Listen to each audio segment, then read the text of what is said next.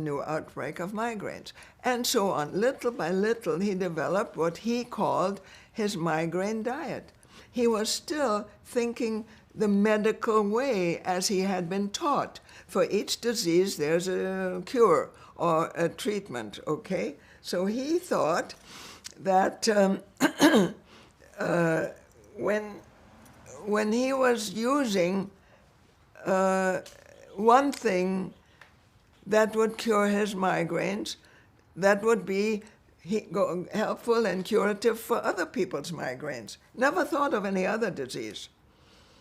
So when he settled down to his own practice in a city where I was eventually born by the name of Bielefeld in Westphalia, northwest Germany,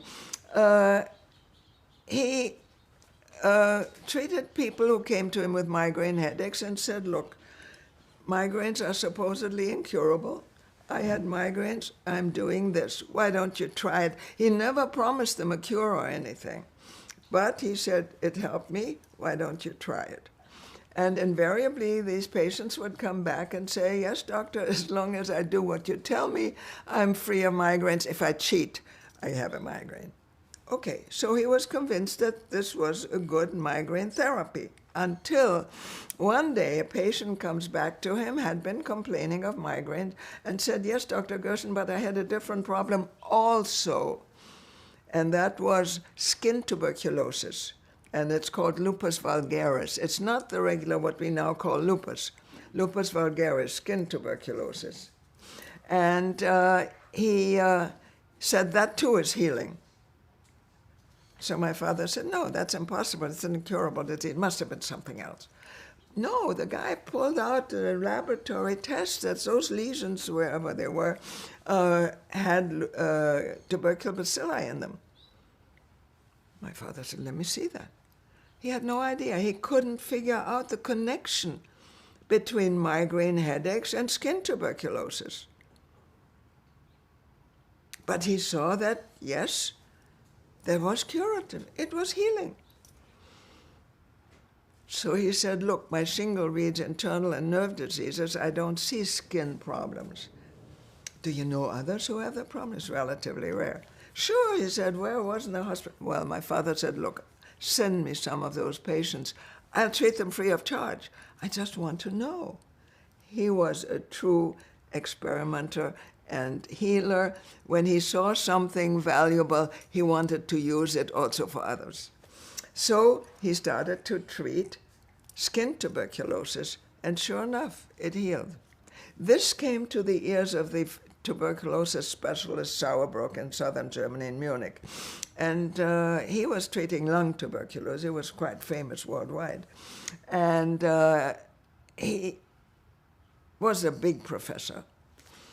And he wanted to see Gerson. Gerson was just a little town doctor, you know.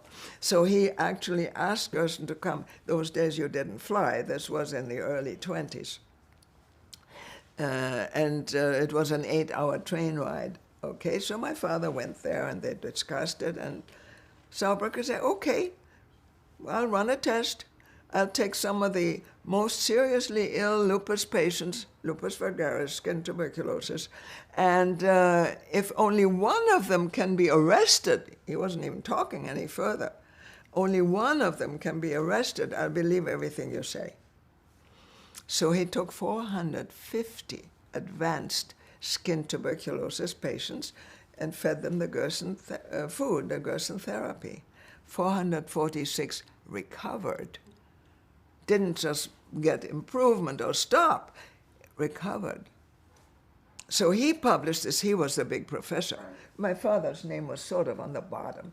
Anyway, my father didn't care.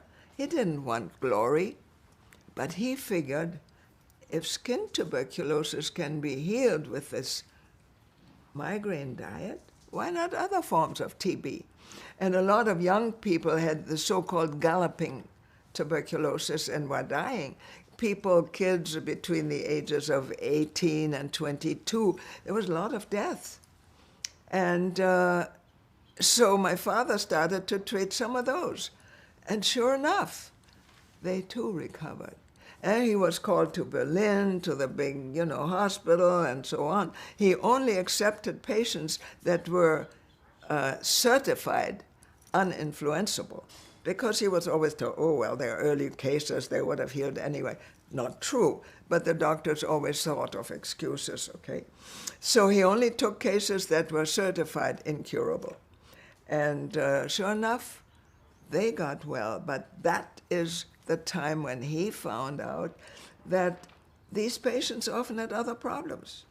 Some had arthritis, some had asthma, some had allergies, some had high blood pressure, some had kidney problems, and so on.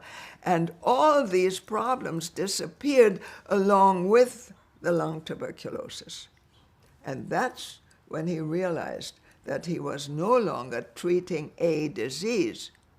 He was helping all the body's systems to reactivate their healing mechanisms so that everything was healing. That's when he really parted company with Orthodox medicine. And of course started to heal chronic diseases. You name it, it's curable. Orthodox medicine claims that chronic degenerative disease is incurable by definition. We have been curing it in Mexico with the Gerson therapy for 35, 40 years now.